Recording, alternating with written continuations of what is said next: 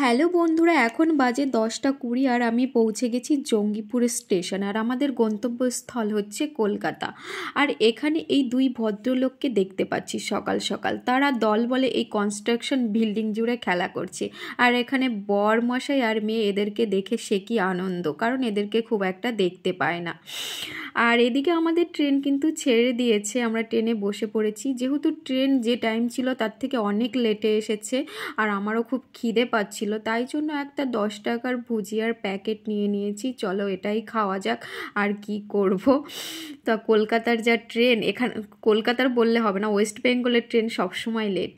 আর আমরা পৌঁছে গেছি হোটেলে, বাজে তখন 7:30 পৌনে 8টা। আর এটা ছিল হোটেলের ড্রয়িং রুম। আর সুন্দর হোটেল পেলে কেনা ভিডিও করতে চাই বলো বন্ধুরা, তাদের দলে আমিও পড়ি। আর দেখতে পাচ্ছ 105 নাম্বার, এটাই ছিল আমাদের হোটেল। তো ধীরে ধীরে হোটেলের মধ্যে আমরা প্রবেশ করছি। দেখতে পাচ্ছ কি সুন্দর হোটেলটা ডেকোরেট করেছে, সে আর কিছু বলার নেই, তোমরা দেখে নাও। আর বরমশাইয়ের ব্যাংকের ছুটি ছিল 2 দিন, তাই বলল চলো একটু ঘুরু ঘুরু করে আসি, মনটাও ভালো লাগবে। আর এই যে মিরর পেলে ফোন নিয়ে কে না ফটো তুলতে ভালোবাসে। আর এই দেখো ওয়াল পেন্ট রয়েছে, এটা খুবই সুন্দর। আর একটা দেওয়াল ঘড়ি রয়েছে, এটাও খুবই সুন্দর। যারা এই ডেকোরেট করেছে রুমটা তাদেরকে বলতে হবে, কিন্তু খুব সুন্দর সাজিয়েছে। আর এটা হচ্ছে বাথরুম, বাথরুমের মধ্যে রয়েছে বাথটাব, মিরর, সুন্দর একটা বেসিন। আমার তো রাজকীয় ফিল নিতে ইচ্ছা করছিল, নিচ্ছিলাম আর কি। আর রাতে ছিল এটা আমাদের ডিনার, হচ্ছে বিরিয়ানি। আর এটা হচ্ছে ব্যালকনি। আর ব্যালকনিটা খুবই সুন্দর, মানে অসাধারণ।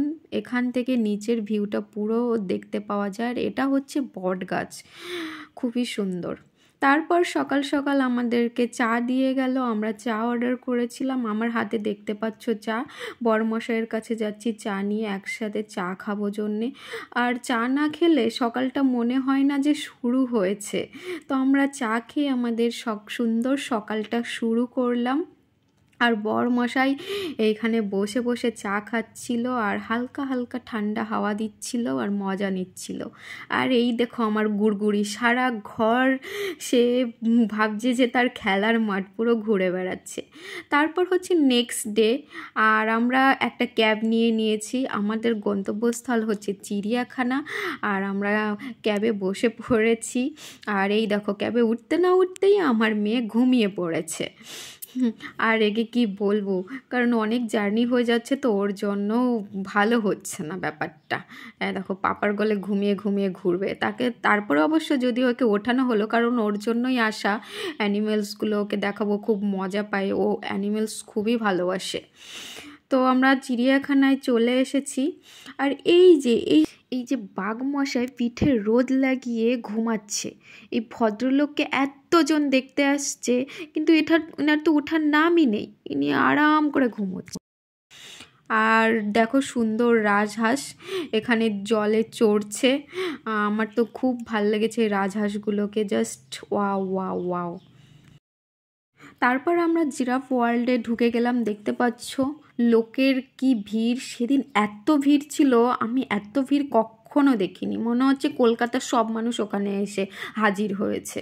তো শান্তি মতন আর দেখতে পেলাম না টাইম নিয়ে, কারণ ঘাড়ের উপর লোক দাঁড়িয়ে থাকলে কি ভালো করে দেখা যায়, তোমরা বুঝতেই পারছো। আমাদের ঘোরা কিন্তু শেষের মুহূর্তে, জিরাফ টিরাফ দেখে নিলাম, মেয়ে তো খুব হ্যাপি হয়েছে, জিরাফটাই একটু শান্তি করে দেখতে পেলাম। তারপরেই দেখো এখানে একটু বসেছি, রেস্ট করছি, মেয়েও একটু জল খাচ্ছি, লোকজনদের দেখছে। আর দেখা হচ্ছে বন্ধুরা নেক্সট ভিডিওতে, ততক্ষণ বাই বাই।